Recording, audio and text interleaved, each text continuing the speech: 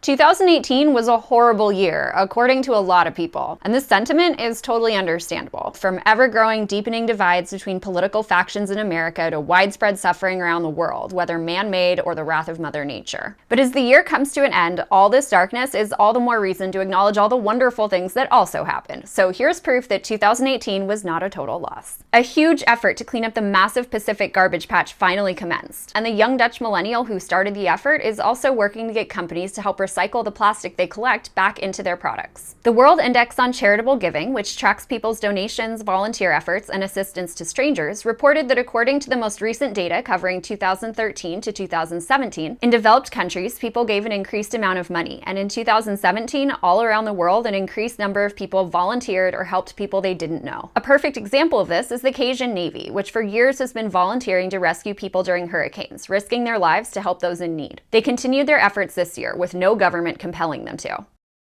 Similar voluntary efforts also helped the greater good this year. From a lemonade company offering to cover government fines kids receive for selling lemonade without permits, to private citizens donating to help their fellow humans affected by the devastating wildfires on the West Coast, not to mention funding the ocean cleanup. These acts of kindness show just how willing people are to help and support others in need. And it's often carried out more effectively than government efforts, which force charity when people are clearly willing to do it themselves. In 2018, several states continued to curb civil asset forfeiture, which police across the country have used to steal property from Americans, often without having to accuse them of a crime.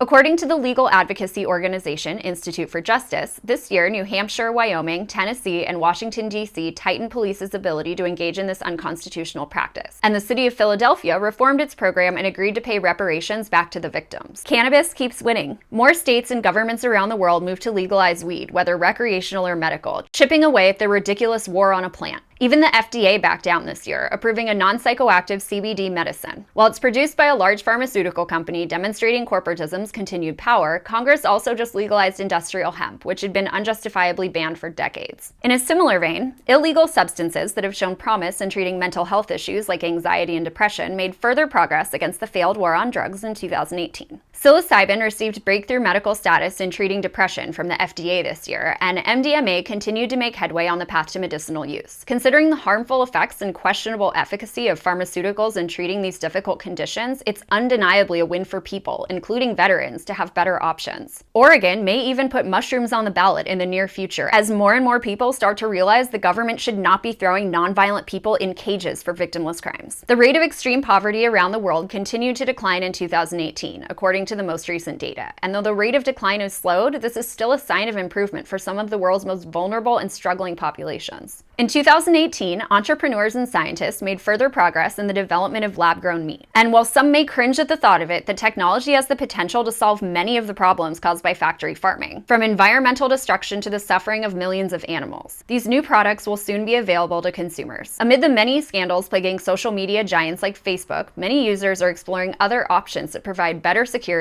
and more freedom of speech while avoiding the use of restrictive algorithms that manipulate what people see in their feeds.